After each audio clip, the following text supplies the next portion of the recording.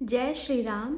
श्रीमद् भगवद गीता का 14वां अध्याय गुण त्रय विभाग योग। श्लोक संख्या 6। अब सत्व गुण का स्वरूप और उसके द्वारा जीवात्मा के बांधे जाने का प्रकार बतलाते हैं। तत्र सत्वं निर्मलत्वात् प्रकाश कमनामयम् सुख संगेन बध्नाति ज्ञान संगेन चानघ। तत्र सत्वं निर्मल त्वात् प्रकाशकम अनामयम सुख संगेन बध्नाति ज्ञान संगेन च अनघ। अनघ का अर्थ है हे निष्पाप। निर्मल त्वात् का अर्थ है निर्मल होने के कारण। प्रकाशम का अर्थ है प्रकाश करने वाला। अनामयम अर्थात विकार रहित है। ज्ञान संगेन ज्ञान के संबंध से अर्थात उसके अभिमान से। तो इसका अर्थ है कि हे निष्पाप, उन तीनों गुणों में सत्व गुण तो निर्मल होने के कारण प्रकाश करने वाला और विकार रहित है। वह सुख के संबंध से और ज्ञान के संबंध से अर्थात उसके अभिमान से बांधता है। अर्थात सत्व गुण के कारण जीवात्मा को किन बंधनों से गुजरना पड़ता है? सुख का और ज्ञान का। और सुख और ज्ञान से जो अभिमान उत्पन्न होता है उस अभिमान से जीवात्मा बंध जाती है। प्रश्न है कि निर्मल त्वात् पद के प्रयोग का तथा सत्व गुण को प्रकाशक और अनामय बताने का क्या अभिप्राय है? अनामय का अर्थ है विकार रहित। तो सत्व गुण का स्वरूप सर्वथा निर्मल है, उसमें किसी भी प्रकार का कोई दोष नहीं है, इसी कारण वह प्रकाशक और अनामय है। उससे अंतःकरण और इंद्रियों में प्रकाश की वृद्धि होती है एवं दुख विक्षेप दुर्गुण दुराचारों का नाश होकर शांति की प्राप्ति होती है। जब सत्व गुण बढ़ता है तब मनुष्य के मन की चंचलता अपने आप ही नष्ट हो जाती है और वह संसार से विरक्त उपरत होकर सच्चिदानंद घन परमात्मा के ध्यान में मग्न हो जाता है। साथ ही उसके चित्त और समस्त इंद्रियों में दुख आलस्य का अभाव होकर चेतन शक्ति की वृद्धि हो जाती है। निर्मल त्वात् पद सत्व गुण के इन्हीं गुणों का बोधक है और सत्व गुण का यह स्वरूप बताने के लिए ही उसे प्रकाशक और अनामय बताया गया। दूसरा प्रश्न है कि उस सत्व गुण का इस जीवात्मा को सुख और ज्ञान के संग से बांधना क्या है? उत्तर है कि सुख शब्द यहाँ 18वें अध्याय के 36वें और 37वें श्लोकों में जिसके लक्षण बताए गए हैं उस सात्विक सुख का वाचक है। उस सुख की प्राप्ति के समय जो मैं सुखी हूं इस प्रकार अभिमान होकर जीवात्मा का उस सुख के साथ संबंध हो जाता है, वह उस साधन के मार्ग में अग्रसर होने से रोक देता है और जीवन मुक्त अवस्था की प्राप्ति से वंचित रख देता है। यही सत्वगुण का सुख के संग से जीवात्मा को बांधना है। अर्थात अंततोगत्वा आपको सत्वगुण से भी अतीत हो जाना पड़ता है। फिर है कि ज्ञान अर्थात बोध। ज्ञान जो है वो बोध शक्ति का नाम है। उसके प्रकट होने पर जो उसमें मैं ज्ञानी हूँ, स्वयं को ज्ञानी जानने का अभिमान हो जाता है, वह उसे गुणातीत अवस्था से वंचित रख देता है।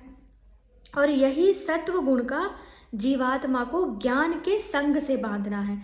स्वयं को सुखी समझना, ज्ञानी समझना, ये भी बंधन का कारण बन जाता है। प्रश्न है कि अनघ संबोधन का क्या अभिप्राय है? अघ पाप को कहते हैं, जिसमें पापों का सर्वथा अभाव हो उसे अनघ कहते हैं। अर्जुन को अनघ नाम से संबोधित करके भगवान यह दिखलाते हैं कि तुम में स्वभाव से ही पापों का अभाव है, अतएव तुम्हें बंधन का डर नहीं है। अब रजोगुण का स्वरूप और उसके द्वारा जीवात्मा को बांधे जाने का प्रकार बतलाते हैं कि रजोगुण से जीवात्मा कैसे बंधती है। श्लोक संख्या 7। रजोरागात्मकं विद्धि तृष्णा संगम संग समुद्भवम तन्निबध्नाति कौन्तेय कर्म संगेन देहिनम। रजः रागात्मकम विद्धि तृष्णा संगम समुद्भवम तत् निबध्नाति कौन्तेय कर्म संगेन देहिनम। अर्थात हे अर्जुन, राग रूप रजोगुण को कामना और आसक्ति से उत्पन्न जान। वह इस जीवात्मा को कर्मों के और उनके फल के संबंध से बांधता है। आपके हृदय में जो राग उत्पन्न होता है वो कैसे होता है? जब आप कोई अंदर कोई कामना होती है और उस कामना से आसक्ति होती है, वह रजोगुण का स्वरूप है और यह जीवात्मा को कर्मों के और उनके फल के संबंध से बांधता है। तो रजोगुण को रागात्मक कहने का क्या अभिप्राय है? इसका उत्तर है कि रजोगुण स्वयं ही राग यानी आसक्ति के रूप में प्रकट होता है। राग रजोगुण का स्थूल स्वरूप है, इसलिए यहाँ रजोगुण को रागात्मक समझने के लिए कहा गया। प्रश्न है, यहाँ रजोगुण को कामना और आसक्ति से उत्पन्न कैसे बतलाया गया? क्योंकि कामना तो स्वयं रजोगुण से उत्पन्न होती है, अतएव रजोगुण को उनका कार्य माना जाए या कारण? इसका उत्तर है कि कामना और आसक्ति से रजोगुण बढ़ता है और रजोगुण से कामना और आसक्ति बढ़ती है। इनका परस्पर बीज और वृक्ष की भांति अन्योन्याश्रय संबंध है, दोनों एक दूसरे पे आश्रित हैं। इनमें रजोगुण बीज स्थानीय और कामना आसक्ति आदि वृक्ष स्थानीय हैं। बीज वृक्ष से ही उत्पन्न होता है, तथापि वृक्ष का कारण भी बीज ही है। इसी बात को स्पष्ट करने के लिए कहीं रजोगुण से कामना आदि की उत्पत्ति और कहीं कामना आदि से रजोगुण की उत्पत्ति बतलाई गई है। जैसे बीज से वृक्ष होता है, उस वृक्ष से फिर बीज की उत्पत्ति होती है और उन बीजों से फिर वृक्ष बनते हैं।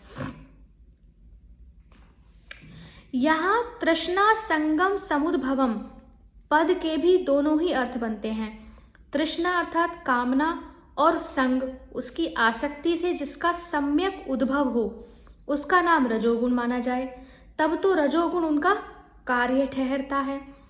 तथा तृष्णा और संग का आसक्ति का सम्यक उद्भव हो जिससे उसका नाम रजोगुण मानने से रजोगुण उनका कारण, अर्थात रजोगुण यहाँ कारण भी है और कार्य भी है।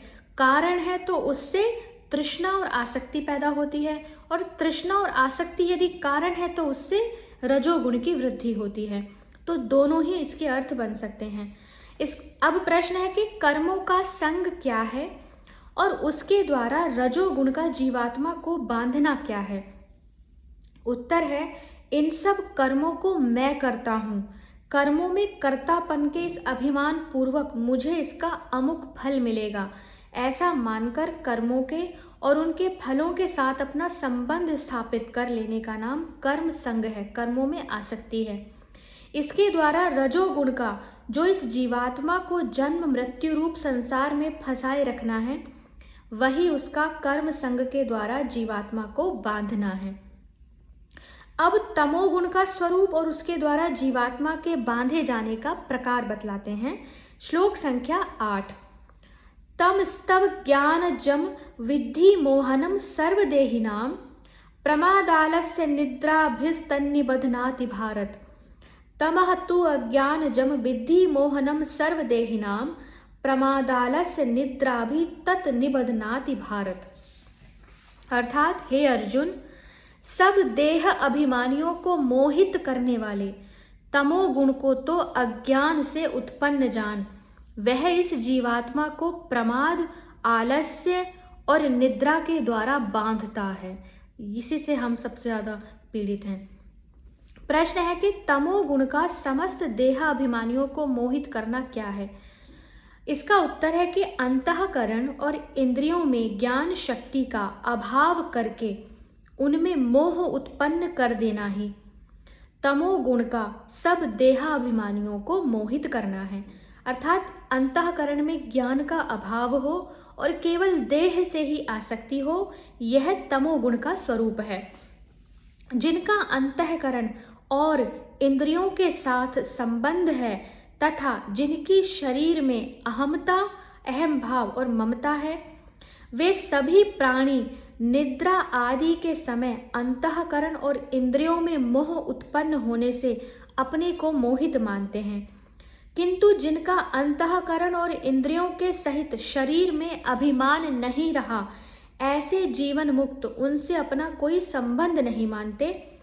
इसलिए यहाँ तमोगुण को समस्त देहाभिमानियों को मोहित करने वाला, जो शरीर से अपना संबंध मानते हैं उनको मोहित करने वाला कहा गया। प्रश्न है कि तमोगुण को अज्ञान से उत्पन्न बतलाने का क्या अभिप्राय है। 17वें श्लोक में तो अज्ञान की उत्पत्ति तमोगुण से बतलाई है, अर्थात तमोगुण को अज्ञान से उत्पन्न बतलाया है या अज्ञान को तमोगुण से उत्पन्न। तो इसका उत्तर है कि तमोगुण से अज्ञान बढ़ता है और अज्ञान से तमोगुण बढ़ता है। इन दोनों में भी बीज और वृक्ष की भांति अन्योन्याश्रय संबंध है, दोनों एक दूसरे पर आश्रित हैं। अज्ञान जो है वो बीज स्थानीय है और तमोगुण वृक्ष स्थानीय है, इसलिए कहीं तमोगुण से अज्ञान की और कहीं अज्ञान से तमोगुण की उत्पत्ति बतलाई गई। अब प्रश्न है कि प्रमाद, आलस्य और निद्रा, इन तीनों शब्दों का क्या अर्थ है और इनके द्वारा जीवात्मा को तमोगुण द्वारा बांधना क्या है। तो इसका उत्तर है कि अंतःकरण और इंद्रियों की व्यर्थ चेष्टा का एवं शास्त्र विहित कर्तव्य पालन में अवहेलना का नाम प्रमाद है। कर्तव्य कर्मों में अप्रवृत्ति रूप निरुद्ध मता का नाम आलस्य है। तंद्रा, स्वप्न, सुषुप्ति, इन सब का नाम निद्रा है। इन सब के द्वारा जो तमोगुण का इस जीवात्मा को मुक्ति के साधन से वंचित रखकर जन्म मृत्यु रूप संसार में फंसाए रखना है, यही उसका प्रमाद, आलस्य और निद्रा के द्वारा जीवात्मा को बांधना है। प्रमाद क्या है? व्यर्थ की चेष्टाएं करना, शास्त्र विहित जो कर्तव्य पालन है उनकी अवहेलना करना। निद्रा क्या है? सुषुप्ति, तंद्रा और स्वप्न। और आलस्य क्या है? अपने कर्तव्य कर्मों को ना करना। इस प्रकार सत्व, रज और तम, इन तीनों गुणों के स्वरूप का और उनके द्वारा जीवात्मा के बांधे जाने का प्रकार बतलाकर अब उन तीनों गुणों का स्वाभाविक व्यापार बतलाते हैं। श्लोक संख्या 9 से आगे के वीडियो में पढ़ेंगे। हरे कृष्णा।